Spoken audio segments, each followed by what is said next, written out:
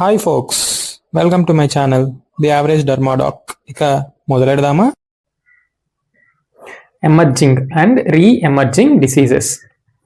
చాలా చిన్న క్వశ్చన్, మీరు గుర్తుపెట్టుకోవాల్సింది just SSS and CD. S for steroid dependent or damaged faces, syphilis, scrub typhus. CD వచ్చేసి chikungunya and dengue. ఈ question most unexpected question. మేము exam రాసేటప్పుడు నాకు నా ఫైనల్ ఎగ్జామ్లో వచ్చింది. ఉన్న క్రియేటివిటీ మొత్తం వాడి ఏవేవో డిసీజెస్ రాశాను, కానీ ఇప్పుడు దీన్ని చదివాక నాకు topical steroid dependent or damaged faces కూడా ఒక ఎమర్జింగ్ డిసీజ్ అని తెలిసింది. This phenomenon is described in 2008. So ఇదొక ఎమర్జింగ్ డిసీజ్. మిగిలినవన్నీ కూడా రీ ఎమర్జింగ్. ఆల్రెడీ అవి ఎమర్జ్ అయ్యి తగ్గి మళ్ళీ రీ ఎమర్జింగ్ స్టేట్లో ఉన్నాయి. Coming to definition, semi permanent or permanent damage to facial skin due to irrational, indiscriminate, unsupervised or prolonged use of topical corticosteroids. Irrational, అవసరం ఉన్నా లేకపోయినా వాడడము. ఇండిస్క్రిమినేట్, కొంచెం వాడమని చెప్పిన పొటెన్సీ కాకుండా ఎక్కువ పొటెన్సీ, వాడమన్న ఏరియానే కాకుండా రిమైనింగ్ ఏరియా కూడా ఇండిస్క్రిమినేట్గా పూసేయడము. Unsupervised or prolonged use, follow up రాకుండా సూపర్విజన్ లేకుండా పూసుకోవడం. ప్రొలాంగ్డ్ యూస్, షార్ట్ కోర్స్ మనం పెట్టినా కూడా వాళ్ళంతటా వాళ్ళే పేషెంట్స్ లాంగ్ టర్మ్ వాడుతూనే ఉండడం. Prolonged use. ఇన్ని చేస్తే semi permanent or permanent damage to the face జరుగుద్ది అనమాట. జరిగాక ఏమవుతుంది? It results in a plethora of cutaneous signs and symptoms. Plethora అంటే మల్టిపుల్ డిఫరెంట్ థింగ్స్ అన్నిటినీ కలిపితే ప్లెథోరా అంటాం. సో అన్ని డిఫరెంట్ ఫీచర్స్ వస్తాయన్నమాట. Signs, symptoms like hypo or hyper pigmentation. ఈ హైపో పిగ్మెంటేషన్ వస్తుంది కాబట్టే దీన్ని ఒక ఫెయిర్నెస్ క్రీమ్ లాగా కూడా మ్యానిపులేట్ చేసి అమ్మేస్తుంటారు. Papules, pustules, perioral dermatitis, photo sensitivity, acneiform eruptions, acne కాకుండా rosacea like rashes, telangiectasia, allergic contact dermatitis, dryness of the skin, ఇవన్నీ plethora of cutaneous signs and symptoms కి. వీటినే కాకుండా ఇంకా psychological as well as physical dependence కూడా వచ్చేస్తుంది అనమాట. ఏమేమి వస్తుంది? Plethora of signs and symptoms స్కిన్కి సంబంధించి, ఇంకా physical as well as psychological dependence కూడా వచ్చేస్తుంది అనమాట. డిపెండెన్స్ అంటే మనం నీట్కి సైకాట్రీ చదివేటప్పుడు వినే ఉంటాం. ఆల్కహాల్ ఆపేసినా కూడా విత్డ్రావల్ సిమ్టమ్స్ రావడం, డిపెండ్ అయిపోవడం దాని మీద. సో పేషెంట్ ఏం చేస్తాడు? వికియస్ సైకిల్లో పడిపోతారు అనమాట. కంపల్సివ్ డ్రగ్ అప్లికేషన్ అనే వికియస్ సైకిల్లోకి వెళ్ళిపోతారు. సో రీబౌండ్ ఫినామినా రావచ్చు. హై పొటెంట్ స్టిరాయిడ్స్ వాడుతున్నప్పుడు సడన్ గా మనం ఆపేస్తే రీబౌండ్ ఫినామినా, ఎరిథిమా, ఫ్లషింగ్ అంతా ఫేస్ మీద వచ్చేయచ్చు. సో బెటర్ మనం పూస్తేనే సేఫ్గా ఉంటాం అన్న ఫీలింగ్తో వాళ్ళు ఒక్కసారి స్టార్ట్ చేస్తే కంటిన్యూ చేస్తూనే ఉంటారు. వికియస్ సైకిల్లోకి వెళ్ళిపోతారు అనమాట. మెయిన్ రీజన్ ఏంటి దీనికి? Wrong potency. Mild potent steroids ఇచ్చి తక్కువ రోజులే వాడమన్నా వాళ్ళేమో హై పొటెంట్ స్టిరాయిడ్స్ కొనుక్కొని వాడేసుకోవడము. రాంగ్ ఏజ్, చిన్నపిల్లల్లో, ముసలి వాళ్ళల్లో స్కిన్ చాలా థిన్గా ఉంటుంది. సో స్టిరాయిడ్స్ని బెటర్ అవాయిడ్ చేయాలి. లేదు ఇచ్చినా కూడా మైల్డ్ పొటెంట్ స్టిరాయిడ్సే ఇవ్వాలి. కానీ హై పొటెంట్ స్టిరాయిడ్స్ ఈ ఏజ్ గ్రూప్ వాళ్ళు ఇచ్చేస్తే, లేదా రాంగ్ ఇండికేషన్, అసలు ఇండికేషనే లేదు స్టిరాయిడ్స్కి. మనం వేరే ఏదో డిసీజ్కి, ఎగ్జిమాకి స్టిరాయిడ్ ప్రిస్క్రైబ్ చేస్తుంటాం. పేషెంట్ యాక్నిక్ కూడా వాడు చూద్దాం తగ్గుద్దేమో అని ఎక్స్పెరిమెంట్ చేసి సెల్ఫ్ ట్రీట్మెంట్ తీసుకున్నారనుకోండి, అప్పుడు. లేదా నార్మల్ పీపుల్ వేరే దేనికో పని మీద మెడికల్ షాప్కి వెళ్ళినా కూడా అక్కడ ఎగ్జిబిషన్ లాగా ఫ్రీగా పెట్టుంటారు అనమాట ముందరే. ఫెయిర్నెస్ క్రీమ్ అన్నట్టుగా అట్రాక్ట్ అవుతాం మనం చూడంగానే. కాస్ట్ ఎంత అని అడిగితే చాలా అంటే చాలా తక్కువ కాస్టే చెప్తారు, లెస్ దాన్ 100 ఉంటుంది. సో చేతిలో 100 కంటే తక్కువ రూపాయలు ఉన్న పేదోళ్ళు అయినా సరే, విలేజ్ సైడ్ ఇల్లిటరేట్స్ వాళ్ళందరూ అట్రాక్ట్ అయ్యి పూసి చూద్దాం పని చేస్తుందేమో అని కొనేస్తారు. ఈజీగా ఓవర్ ద కౌంటర్ దొరుకుతుంది, ఎలాంటి ప్రిస్క్రిప్షన్ చూపించాల్సిన అవసరం లేదు. సో ఇనీషియల్గా ఇది అద్భుతంగా పనిచేస్తుంది. సో వాళ్ళు ఇదేదో బాగుందని చెప్పి కంటిన్యూ చేస్తూనే ఉంటారు until they become victims for this emerging disease, topical steroid dependent or damaged faces. ఇక్కడ విక్టిమ్స్ ఎవరు? మోస్ట్లీ పూర్ పీపులే ఉంటారు. సో పూర్ పీపుల్ విక్టిమ్స్ కనుక అయితే ఎవ్వరు కూడా పట్టించుకోరు. నో రూల్స్ అండ్ రెగ్యులేషన్స్, ఎలాంటి గవర్నమెంట్ రెగ్యులేషన్స్ ఉండవు. ఫ్రీగా ఈజీగా ఓవర్ ద కౌంటర్ అమ్ముకుంటుంటారు అనమాట. ఆపేవాళ్ళు ఉండరు. దీనికి ట్రీట్మెంట్ ఎలాగా? కల్పిట్ ఏంటి ఇక్కడ? స్టిరాయిడ్. సో ఫస్ట్ స్టిరాయిడ్ ఆపేయాలి. ఒకవేళ హై పొటెంట్ స్టిరాయిడ్స్ యూస్ చేస్తుంటే రీబౌండ్ ఫినామినా వచ్చే ఛాన్స్ ఉంది కాబట్టి ట్యాపరింగ్ చేస్తూ వస్తాం పొటెన్సీని. మెల్లగా డోసేజ్ ఫ్రీక్వెన్సీ తగ్గించుకుంటూ ఆపుతాం అనమాట. బ్లాండ్ ఎమోలియన్స్, ప్లెయిన్ ఎమోలియన్స్ ఇస్తాం. స్కిన్ ఇన్ఫ్లమేషన్ కనుకుంటే అదంటది అదే హీల్ అవడానికి టైం ఇస్తాం అనమాట. యాక్ని ఉంటే యాక్ని ట్రీట్మెంట్, రోజేషియా ఉంటే రోజేషియా ట్రీట్మెంట్ పెట్టుకుంటాం. Next second S is for syphilis. Its incidence has been tripled in last 10 years. ఇంక నుంచి వచ్చే ప్రతి డిసీజ్ రీఎమర్జింగ్ డిసీజ్ అనమాట. ఒకటి ఎమర్జింగ్ అయిపోయింది. Topical steroid dependent faces. Syphilis అనేది రీసెంట్గా లాస్ట్ 10 years నుంచి పెరుగుతుంది, especially among men having sex with men and HIV positive patients. What is the causative organism of syphilis? మనందరికీ తెలిసిందే, ఒక స్పైరోకీట్ కాల్డ్ ట్రెపోనిమా ప్యారిడమ్. ఇది ఎలా ట్రాన్స్ఫర్ అవుతుంది ఒకరి నుంచి ఒకరికి? Mode of transmission most common గా మెయిన్లీ త్రూ సెక్షువల్ రూట్. అలా ట్రాన్స్ఫర్ అయ్యాక it will cause syphilis if untreated. It passes through 4 distinct clinical stages. Distinct అంటే డిఫరెంట్ అనమాట, ఒకదాని నుంచి ఒకరికి సంబంధం లేకుండా 4 స్టేజెస్ పాస్ అవుతూ వెళ్తారనమాట సిఫిలిస్ కనుక అటాక్ అయితే. ఫస్ట్ ఆఫ్టర్ 9 to 90 days ట్రెపోనిమా ప్యాలిడమ్ అనే స్పైరోకీట్ ఎంటర్ అయిన 9 to 90 days తర్వాత ప్రైమరీ సిఫిలిస్ వస్తుంది. ఇట్ విల్ క్లినికల్ గా ఏమొస్తుంది? అల్సర్ ఉంటుంది. Ulcer will be very hard. So దీన్ని హార్డ్ చాంకర్ అని అంటాం. ఫస్ట్ ఈ అల్సర్ ని ఒక సర్జియన్ జాన్ హంటర్ అనే ఆయన కనిపెట్టాడు కాబట్టి దీనికి హంటేరియన్ చాంకర్ అని పేరు.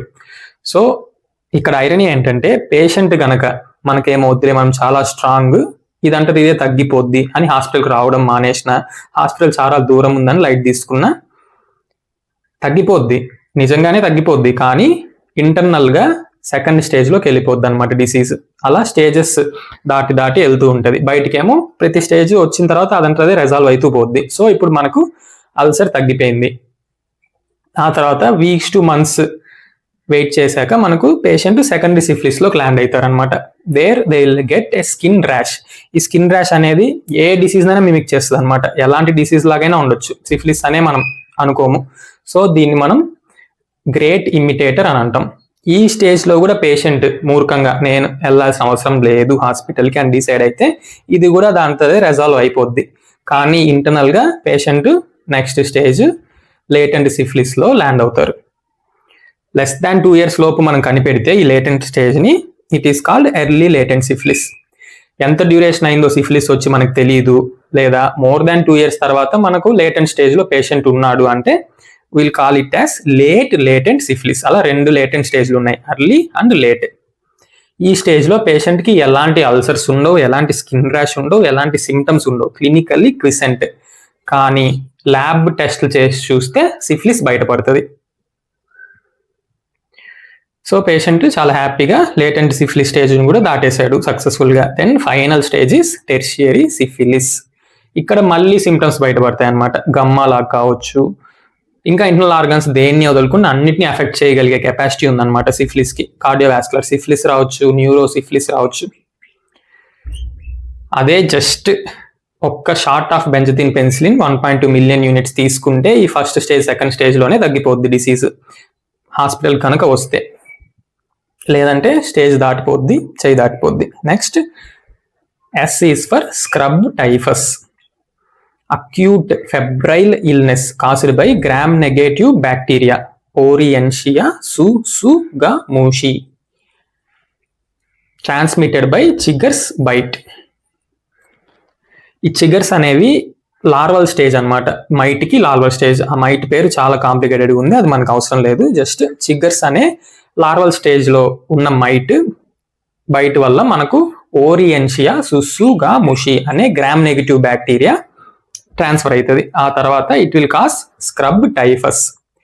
ఈ చిగర్స్ అనేవి స్క్రబ్స్ అనే ఏరియాలో ఉంటుంది అనమాట. స్క్రబ్ అంటే ఏం లేదు, ఏరియాలో ఏ ఏరియాలో అయితే చిన్న చిన్న గ్రాసెస్ బుషెస్ అవి ఉంటాయో ఫారెస్ట్ ఎడ్జెస్ లో, దాన్ని స్క్రబ్స్ అని అంటాం. అదే డెన్స్ ఫారెస్ట్ అంటే ఏరియాలో చాలా పెద్ద పెద్ద ట్రీస్ ఉన్న వాటిని డెన్స్ ఫారెస్ట్ అని అంటాం. కానీ ఇక్కడ మనం స్క్రబ్ ఏరియా దగ్గరికి వెళ్తే అక్కడ చిగర్స్ ఉంటాయి, అవి బైట్ చేయడం వల్ల మనకు స్క్రబ్ టైఫస్ వస్తుంది. ఇంక్యుబేషన్ పీరియడ్ వచ్చి 10 to 12 days. ఈ చిగర్స్ బైట్ చేసినప్పుడేమో మనకి ఎలాంటి పెయిన్ ఉండదు, పెయిన్లెస్ బైట్స్ అనమాట, ఏం తెలియదు. ఆ తర్వాత 10 days తర్వాత కానీ మనకు సిమ్టమ్స్ బయటపడవు. Patients will develop a papule. ఆ ప్యాప్యూల్ చిన్నగా it will enlarge with central necrosis to form a black flat eschar. Final గా ఇలా ఎస్కార్ తో ప్రెజెంట్ అవుతారు. ఎస్కార్ అంటే ఏంటి, క్రస్ట్ అంటే ఏంటి, వాటికి డిఫరెన్స్ ఏందో చూద్దాం. క్రస్ట్ అంటే మనం ఎప్పుడో చిన్నప్పుడు సైకిల్ దొక్కేటప్పుడు, గేమ్స్ ఆడేటప్పుడు కింద పడి ఉంటాం, అబ్రేషన్స్ అయి ఉంటాయి, ఎగ్జిడేట్స్ అన్ని బయటకు వచ్చి they will dry up farming A crust. అది కూడా బ్లాక్ గానే ఉంటది, కానీ మనం ఈజీగా దాన్ని తీసేయచ్చు. మనం హీల్ అయ్యే ప్రాసెస్ లో తీస్తూనే ఉంటాం, అది మళ్ళీ ఫామ్ అవుతూనే ఉంటది. కానీ ఎస్కార్ అలా కాదు, it is a dead black necrosed tissue అనమాట.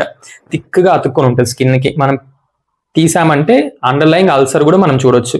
ఒక్కసారి నెక్రోసిస్ జరిగితే అక్కడ అల్సర్ ఫామ్ అవుతుంది ఆబ్వియస్లీ. సో ఇది ఎస్కార్ కి క్రస్ట్ కి ఉన్న డిఫరెన్స్. అదే స్క్రబ్ కి ఫారెస్ట్ కి ఏం డిఫరెన్స్? స్క్రబ్ అంటే ఫారెస్ట్ ఎడ్జెస్ లో ఉన్న చిన్న చిన్న ట్రీస్. అదే ఫారెస్ట్ అనేవి పెద్ద పెద్ద dense large very big trees ఉంటాయి అన్నమాట. మనం స్క్రబ్ దగ్గరికి వెళ్తే ఏమో చిగ్గర్స్ వచ్చి బైట్ చేస్తాయి. It is also painless bite. అదే మనం డెన్స్ ఫారెస్ట్ మధ్యలో ట్రెక్కింగ్ కి వాటికి ట్రిప్స్కి వెళ్తుంటాం కదా, అప్పుడు మనకు లీచెస్ బైట్ చేస్తాయి అనమాట. ఈ లీచెస్ కుట్టినా కూడా మనకు అసలు పెయినే తెలియదు, పెయిన్లెస్ బైటే అది కూడా. ఎగ్జాంపుల్స్ వచ్చేసి డెన్స్ ఫారెస్ట్, నేను వెళ్ళిన ఒకే ఒక మెమరబుల్ ట్రిప్ దూద్ Sagar water falls, Yana caves. ఇది వచ్చేసి యానా కేవ్స్. ఎలాగో మళ్ళీ వెళ్ళం కదా అని చెప్పి చాలా చిన్నదనమాట. ఇక్కడ నాకు లీచ్ కుట్టింది, అసలు పెయినే తెలియదు. మా ఫ్రెండ్స్ లీచ్ ఉందిరా నీకు కుడుతుంది అని చెప్పేవరకు నేను కూడా చూసుకోలేదు, అంత పెయిన్లెస్ ఉంటుంది. నెక్స్ట్ దూద్ సాగర్ వాటర్ ఫాల్స్ కూడా అద్భుతంగా ఉంటుంది. వీలైతే పీజీ లైఫ్లోనే ఏదో ఒక ట్రిప్ ప్లాన్ చేసి ఇలాంటి నేచర్కి దగ్గరగా ఉండే ప్లేసెస్కి వెళ్ళండి. ఇప్పటికీ నేను ఆ ప్లేస్కి వెళ్ళింది తలుచుకున్నా సరే, ఆ ఫ్రెష్ బ్రీజ్, డ్రిజ్లింగ్, ఎప్పుడు కూడా చినుకులు పడుతూనే ఉంటుంది ఏరియాలో. ఇమ్మీడియట్గా స్ట్రెస్ రిలీఫ్ అయిపోద్ది వెళ్ళామంటే. చెన్నై ఎక్స్ప్రెస్ మూవీ షూటింగ్ ఇక్కడే జరిగింది. ట్రైన్ ఎక్కామంటే దూద్ సాగర్ వాటర్ ఫాల్స్కి వెళ్ళేది. ఇలాంటి మల్టిపుల్ కేవ్స్ని దాటుకుంటూ వెళ్తాను. ప్రతి కేవ్ దగ్గర చాలా అద్భుతంగా ఉంటుంది జర్నీ మాత్రం.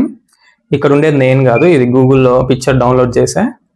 సో గుర్తుపెట్టుకోండి, ఇప్పుడు స్క్రబ్ టైఫస్ గురించి చదివేటప్పుడు నేను మిమ్మల్ని దూద్ సాగర్ వాటర్ ఫాల్స్కి, యానా కేవ్స్కి ట్రిప్కి తీసుకెళ్ళాను. సేమ్ ఇలానే మనం ఏం చదువుతున్నప్పుడైనా సరే, ఎలాంటి డిస్టర్బెన్సెస్ వచ్చినా, ఏం చదువుతున్నప్పుడు వచ్చిందో జస్ట్ గుర్తుపెట్టుకోండి. లాంగ్ టర్మ్ మెమరీకి పనికొస్తుంది. ఇలా ఈ పర్టికులర్ టాపిక్ చదువుతున్నప్పుడు ఇలాంటి ఫోన్ కాల్ ఒకటి వచ్చింది, ఇలా డిస్టర్బెన్స్ అయ్యింది, డిస్ట్రాక్షన్స్ ఫీల్ అయ్యాను, ఇవన్నీ కూడా మనం మనకు అనుకూలంగా మార్చుకోవాలి. ఓకే, ట్రిప్ అయిపోతే ఇప్పుడు మనం టాపిక్లోకి వెళ్దాం.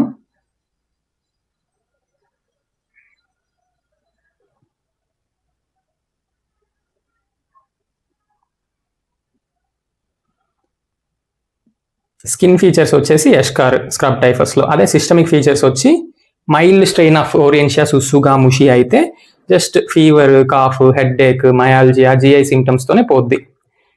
ఇంటర్నల్ ఆర్గాన్స్ ఏమి ఎఫెక్ట్ అవ్వదు. అదే విర్యులెంట్ స్ట్రెయిన్స్ అయితే ఇంటర్నల్ ఆర్గాన్స్ని కూడా ఎఫెక్ట్ చేస్తుంది in the form of inflammation, itis, myocarditis, interstitial pneumonitis, encephalitis.